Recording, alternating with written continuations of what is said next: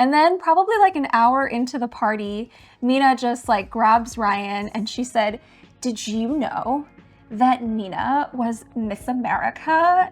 And Ryan's reaction was,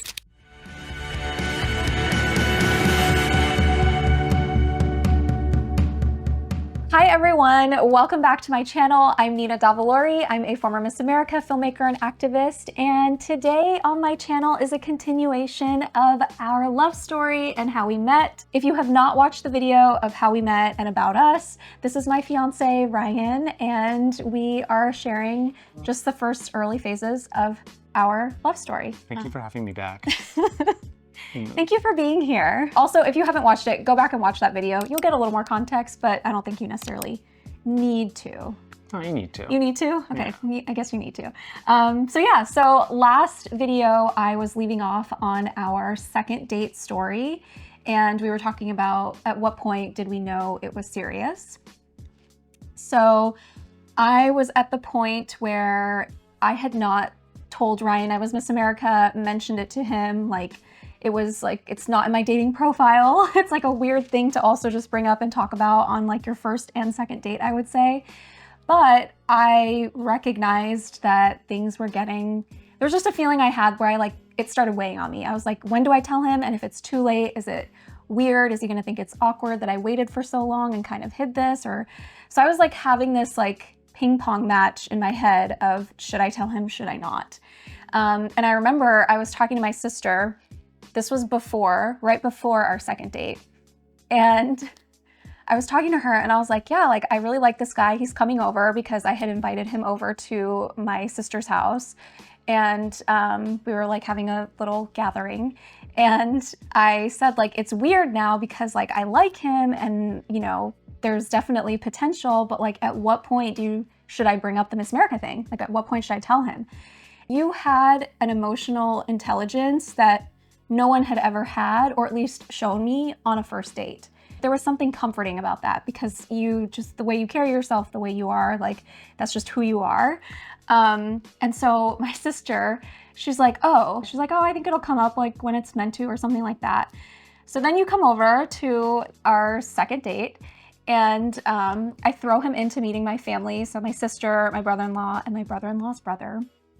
And like 15 other people. Yeah, and yeah, just a few other people Yeah. that were all like our close friends. Mina is my sister's name. So Mina sees Ryan.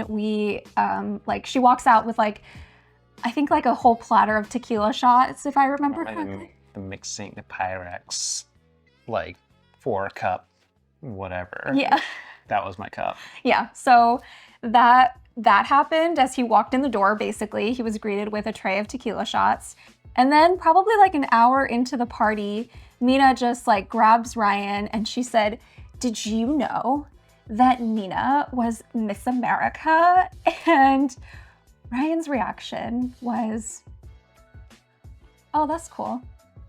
Like deadpan, no emotion. Oh, No, it was, which initially I was like, okay, like he's not weird about it. He's not like, oh my gosh, like tell me more. He's not like, you know, like stars in his eyes over it, but like, you know, which I liked, but at the same time, I thought, you know, like I deserve like a little something. Like there's, you know, just like a little emotion behind it would be nice.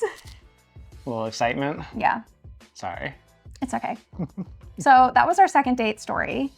And Ryan did not come clean at this point with some information that he had until later on, probably our fourth or fifth date.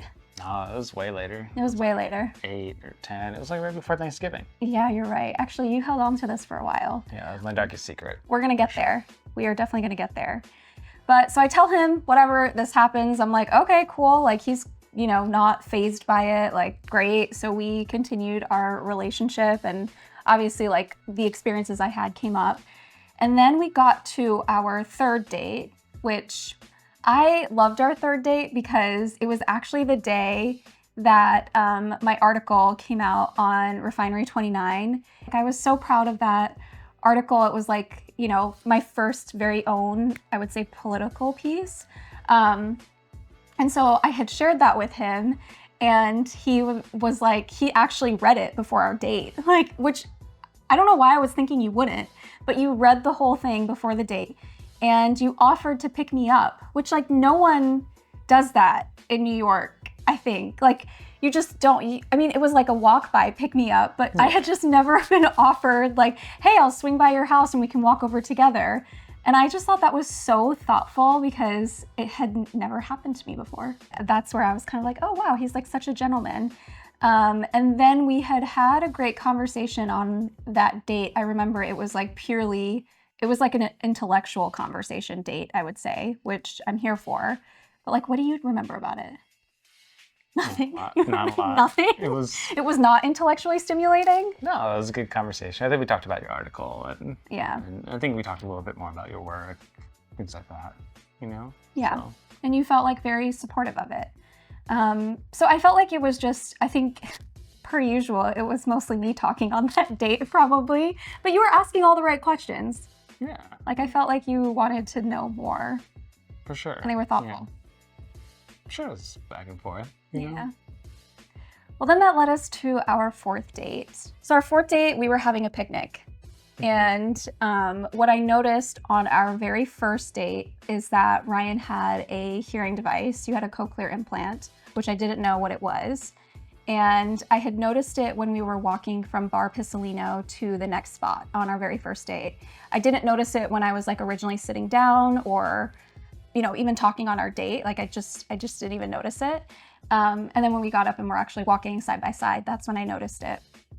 And so I wasn't sure how to ask him about it or if I should ask him about it. And I think people are really uncomfortable around disabilities than they are about like race or anything, any other hot topic, I would say. Like I was uncomfortable. The first time I was faced with that situation where I didn't know how to correctly handle it because I'd never been in it before. And so the other thing is that you speak normally, which I feel like there should be another word for it, but like you speak very well. And so I just didn't pick up on it and I wasn't sure exactly what, I guess, his hearing condition was. Yeah, for sure. And I think I think what you're saying is people are uncomfortable approaching topics of disability because they don't know how to talk about it. Whereas even difficult topics like race and things like that, they struggle with those sorts of conversations, but there's more of a precedence, there's more language around it. People are familiar with it enough to know what they should say, what they shouldn't say. And there's just not as much precedent around that with disability. And I think it's something where I think a lot of disabled people will probably not always internalize, but hopefully they would see that a lot of discomfort that the outside world tends to have with disability tends to be their own, the other person not knowing how to interact, not knowing how to shake a blind person's hand, not knowing whether they should move out of the way for someone in a wheelchair, things like that. Knowing if they should offer to rearrange themselves on a table for someone who's hard of hearing. And I think it's more that than it's rarely a judgment of the disability. Yeah. Right. And I think that's what you're trying to 100%, because I also didn't want to immediately ask you about it because that felt rude. And then also it's kind of asking, hey, tell me all of your medical history in some ways on a first date, which didn't feel right either. So I think go ahead. What were you gonna say? I was gonna say, so you waited till the fourth date. No. Well, the reason why I waited till the fourth date was because I was hoping, or I thought, or I assumed that you might share this with me between our like first, second, third dates. Like I can understand not wanting to share, similar to me. I was like, I don't want to share all my stuff with you. So I just kind of just didn't think much about it. But it was actually on our walk to Mimi where we picked me up, we were walking, and I remember pointing in the direction of where it was, and I said, it's right here, and you didn't catch it. And you had asked me again, and I pointed again, and you didn't catch it. And then I said, oh, to the left. And so that was when I first, it was like a hint where I thought to myself, like, oh, I don't know if you see well. And I wasn't fully sure, but I thought about it, and I just kind of brushed it off, and I didn't think more about it until you had told me more about it. But during our fourth date, we were sitting down, and that's when I had approached you, well, not approached you, we were like having a wonderful, beautiful picnic on the Hudson, and it was like so perfect. I'm also a person who's so curious and inquisitive, and like I need to know things. Like so when we sat down, I said, you know, I've noticed you've had a hearing device, and I would appreciate if you would feel comfortable sharing more with me. I understand if you don't feel comfortable, but I just want to know how I can best help or support you in this. It's very formal. It was formal. It wasn't, of course it was formal. He used to text me with periods and, you know, Yeah, I post sentences. People do when they don't know people. Yeah. But, yes, sorry, go on. So you asked that question. Yeah. How did you feel? I'm surprised, I guess, you know, I think it's fair to ask something like that for sure. Things that you mentioned around like not noticing or only noticing because it's external and physical, but not noticing it in our conversation or not noticing it in any other setting aside from the fact that you're wearing a device, then I think those are a lot of pieces that I've always aspired to in a way where it's, and I'm not saying it's the right way, but it was my reaction and defense mechanism for it, which is like, how do you give off the perception of whatever you want to define as normal or the norm to where your disability isn't something that's, quote, holding you back when you're growing up. I think something that a lot of people do go through is you would much rather be normal and disappear than stand out and be different, right? And let something that you think is a small part of you, or hope that is a small part of you, or want to believe is a small part of you, is actually a small part of you. And so I wasn't offended when you asked the question. I think you have every right to, you know, especially as we're getting more serious and we're seeing each other more often, things like that. So I wasn't surprised by it. Also wasn't afraid to talk about it. You know, I think that's really important. I think there were times in, well, I was 23, 24, 25, even 27, 28 years old that I wasn't ready to talk about it, you know, or I would have probably handled it differently. I mean, I don't know how I handled it, honestly. Like, I think I talked through it, obviously, but... Had someone ask you about it in previous relationships? And if they did, how did you handle that?